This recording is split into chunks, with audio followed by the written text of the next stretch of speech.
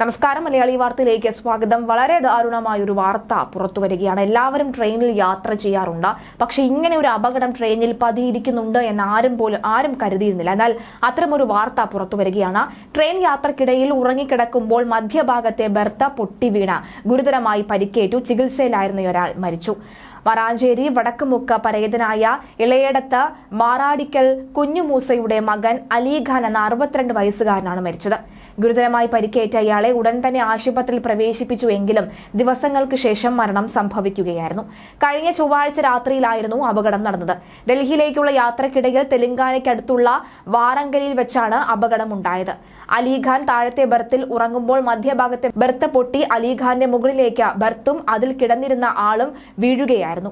ചരിഞ്ഞ് കിടക്കുകയായിരുന്ന അലിഖാന്റെ കഴുത്തിൽ ബർത്ത് പതിച്ചതിനെ തുടർന്നാണ് കഴുത്തിന്റെ ഭാഗത്തെ 3 എല്ലുകൾ പൊട്ടുകയും ഞരമ്പിന് ക്ഷതം സംഭവിക്കുകയും ചെയ്തത്. ഇതേ തുടർന്ന് കൈകാലുകൾ തളർന്നു പോവുകയായിരുന്നു.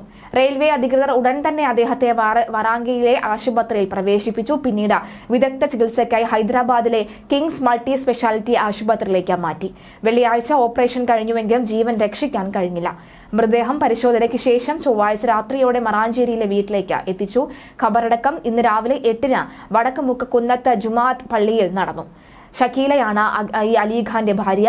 മക്കൾ ഷസ, സഹോദരങ്ങൾ ഹിഷാം, അബ്ദുള്ളക്കുട്ടി, ഉമർ, ബക്കർ തുടങ്ങിയവരൊക്കെയാണ്. എന്തായാലും ഇതൊരു ഞെട്ടലോടുകൂടി തന്നെ എല്ലാവരും അത്ഭുതത്തോടു കൂടി കേൾക്കുകയാണ് ഈ വാർത്ത.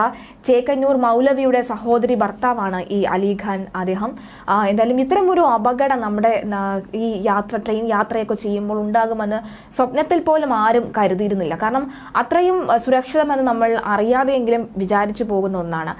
മുകളിൽ ഇങ്ങനെ ഈ രണ്ടാമത്തെ അല്ലെങ്കിൽ മിഡിൽ ബെർത്ത്, അത് ഏത് നിമിഷം വേണമെങ്കിലും അതൊരു അപകടകരമായിട്ടുള്ളൊരു ഇത് തന്നെയാണ്. കാരണം ഈ ഏറ്റവും മുകളിലത്തെ ബെർത്തുമായി കണക്ട് ചെയ്തുകൊണ്ടുള്ള ആ മിഡിൽ ബെർത്ത്, അത് എന്ത് വേണമെങ്കിലും സംഭവിക്കാം.